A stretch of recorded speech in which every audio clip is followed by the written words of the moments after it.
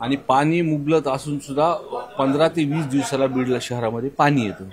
म्हणून तीच अडचण मागही मी त्यांना सांगितलं होतं. त्या संदर्भातली दादांनी बैठक सुद्धा घेतली होती आणि तो परत रिमाइंडर म्हणून त्यांना भेटायला आलो. तो विषय सुद्धा तो मार्गी लावलाय. दादांच्या भेटीची एवढी गुप्तता का पाळली गेली? नाही, असं गुप्तता तुम्हाला काय वाटलं? मी त्यांच्या जिथं कार्यक्रम आहेत, मी काल अतुल बेनकेला फोन केला होता. ते माझे पहिल्यापासून मित्र आहेत. आम्ही पहिल्यांदा आमदार असताना मी काल त्यांच्या ऑफिसमधून त्यांचं लोकेशन घेतलं तर इथं आहे. आणि गडबड ह्याच्यासाठी होती की उन्हाळा चालू होतोय आणि 20-20 दिवसाला पाणी होतंय, म्हणून लोकांची काळजी म्हणून आज त्यांचा कार्यक्रम जिथं होता आणि त्यांच्या मार्केट कमिटीमध्ये अतुल बेनके म्हणले तिथं आहेत, तुझी भेट होईल तिथे, म्हणून इथं भेटायला आलो होतो. सुरेश दसांनी धनंजय मुंडेंची भेट घेतली, आज तुम्ही अजित पवारांची भेट घेता. संतोष देशमुख हत्या प्रकरणामध्ये कुठेतरी राजकीय नेत्यांना काही राजकीय दबाव येतोय का? काही नाही. बघा, मी काल सुद्धा मला बीडमध्ये पत्रकारांनी हा प्रश्न विचारला. हा प्रश्न जो संतोष अण्णा देशमुख आमच्या जिल्ह्यामधला जी घटना झाली पूर्ण महाराष्ट्राने बघितली.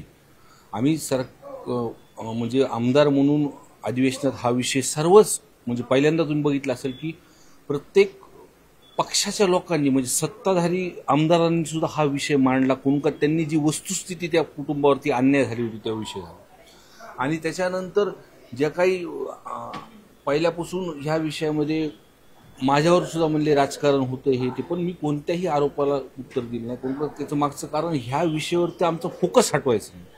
आपल्या मीडियावरती एक विषय झाल्यानंतर दुसरा विषय झाला की तो विषय होतो, पण गांभीर्याने आपण सर्व मीडियांनी सुद्धा ह्याची दखल घेतली आणि आम्ही सर्वजण जे पण प्रामाणिकपणे ह्या विषयामध्ये एकत्र आहेत की त्या कुटुंबाला तिथं न्याय भेटावा. आज अजित पवारांची भेट घेण्यामागचं वेगळं काही कारण आहे का? कारण दसांनी ज्या पद्धतीने धनंजय मुंडेंची भेट घेतली, आज तुम्ही नाही, मी तुम्हाला सांगितलं जिव्हाळ्याचा प्रश्न आहे. म्हणजे बीड नगरपालिकेची लोकसंख्या आहे 3 लाख. मुबलक पाणी असून सुद्धा योजना सुद्धा तयार आहे, तरी सुद्धा 20 दिवसाला जिल्ह्याचं ठिकाण असून सुद्धा 20 दिवसाला पाणी येते. मागच्या वेळेस मुंबईला जेव्हा बैठक झाली होती तेव्हा दादांनी त्यावेळेस त्या विभागाच्या MD साहेबांना तिथं बोलले होते. मागं पुढं होत होतं म्हणून मी त्यांचं लोकेशन घेतलं. तुम्हाला हेही सांगितलं की अतुल बेनके माझे मित्र आहेत, त्यांना फोन केला.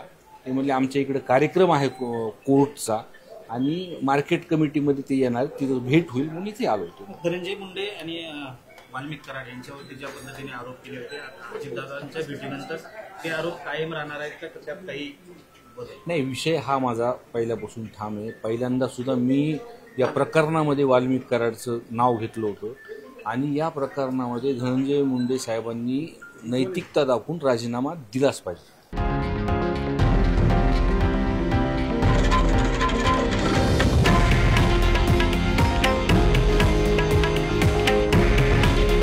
हे आहे देशातील नंबर 1 न्यूज नेटवर्क आणि आपण पाहत आहात TV9 मराठी. काळजी तुमची, हित महाराष्ट्राचं.